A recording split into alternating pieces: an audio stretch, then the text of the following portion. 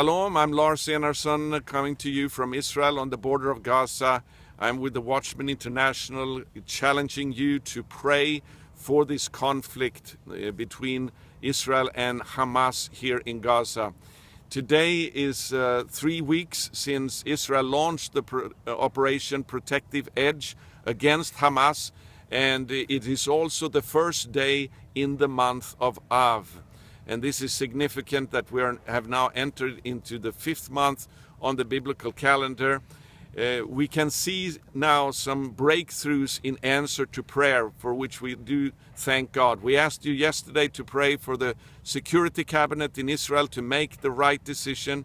And it is now clear that Israel is ready to launch the next stage in this operation against Hamas. One of the objectives now that Israel is talking about is to disarm Hamas.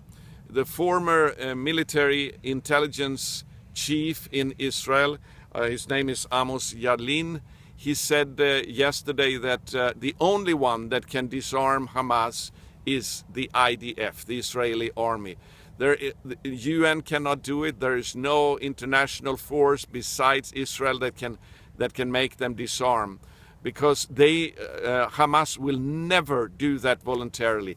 They must be defeated, otherwise they will never disarm. Amos Yadlin said that to ask Hamas to voluntarily disarm is like asking a Catholic priest to convert to Judaism. You just don't do that. It's so ingrained in Hamas, their resistance and their battle against Israel. That's why they exist. So we must now continue, friends, to pray for the battle now that is about to begin in its next stage against Hamas. Continue to pray that the Security Cabinet in Israel will make the right decisions. And it's important now, when we're going into this next stage in the battle here, to see the lineup. Of course, on the one side we have Hamas, on the other side we have Israel. But with Israel, and this is startling, with Israel is now also Egypt, Saudi Arabia, and the United Arab Emirates. Those are fully backing Israel in its objective to crush Hamas.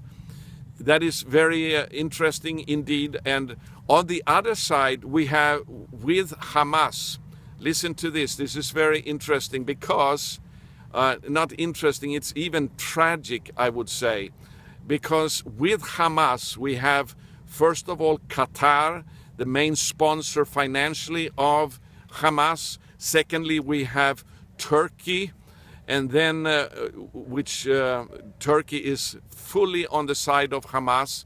And behind them also we have Iran.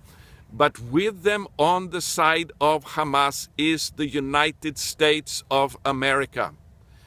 We have to see this. It's very clear. The politicians here in Israel, they're saying, like one Knesset member, Orit Struk, she said yesterday that this Operation Protective Edge has not only exposed this tunnel system, it has also exposed the true face of those who are supposed to be our friends. And she meant specifically the United States of America, because the efforts here by the White House now is to have an immediate ceasefire. That is, the objective of that ceasefire is to save Hamas from being defeated. Let's face it. So with Hamas is not only Qatar, it's not only Turkey, and it's not only Iran, and North Korea you can mention also. It is the United States of America, it is the UN, and it is most of the EU. These are the forces now against Israel's objective to defeat Hamas. So Israel has to walk a very thin line here. It's not easy to go against the wishes of America. It's not easy for Prime Minister Netanyahu.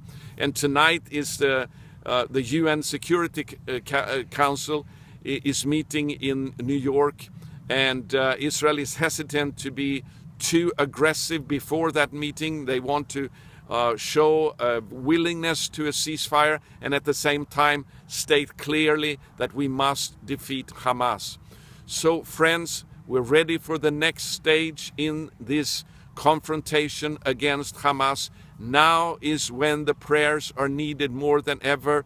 The Israeli army is getting ready for the decisive blow against Hamas. Let's pray that nobody can stop Israel now, not even the United States of America, the EU, or the UN, who are siding with Hamas here. So this is really revolutionary that Israel should be faced with an opposition from the United States of America. But time and time again, it seems like the President Obama and John Kerry, they are siding with Islamic fundamentalism, the very forces that are destabilizing the entire Middle East. Instead of supporting Israel, Egypt, who now wants to have stability here in the Middle East, and also Saudi Arabia.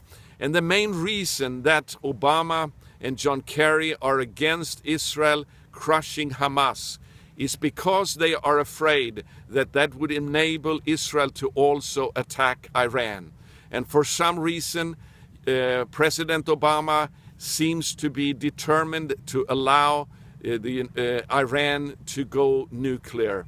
That is the essence really of reality here in the Middle East. I'm Lars Enarsson with the Watchman International. Go to our website, thewatchman.org, and find out more of our prayer topics for today.